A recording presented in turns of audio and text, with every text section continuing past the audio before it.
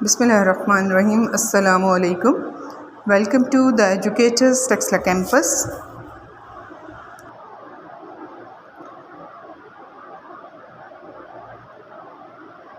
میں ہوں آپ کی معلمہ سیدہ زاہدہ اور ہم پڑھ رہے ہیں وقفیت عامہ۔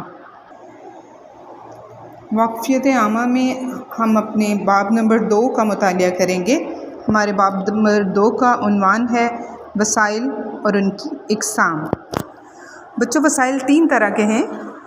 سب سے پہلے ہم دیکھیں گے کہ وسائل ہوتے کیا ہیں۔ وسائل سے مراد ایسی اشیاء ہیں جنہیں استعمال کر کے زندگی کی ضروریات پوری کی جاتی ہیں۔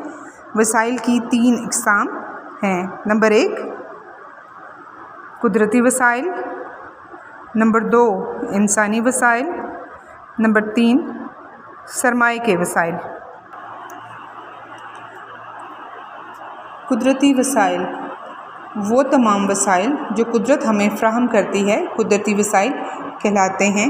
ان وسائل کی فراہمی میں انسان کا کوئی عمل دخل نہیں ہوتا۔ قدرتی وسائل میں پانی، ہوا، زمین، جنگلات، پہاڑ، معدنیات، دریا اور سمندر وغیرہ شامل ہیں۔ بچوں یہ دیکھیں، یہ ہیں قدرتی وسائل، اس کی ایگزامپلس ہیں۔ اس کے بعد انسانی وسائل، انسانوں کے کام کرنے کی مہارت، ہنر اور قابلیت انسانی وسائل کہلاتے ہیں۔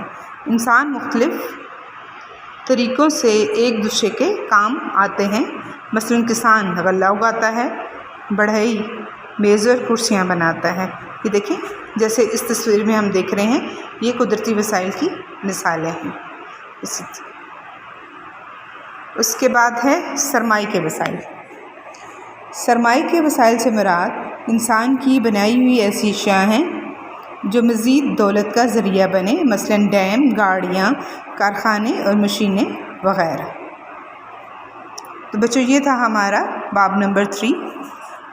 اگلی ویڈیو کے لیے اللہ حافظ۔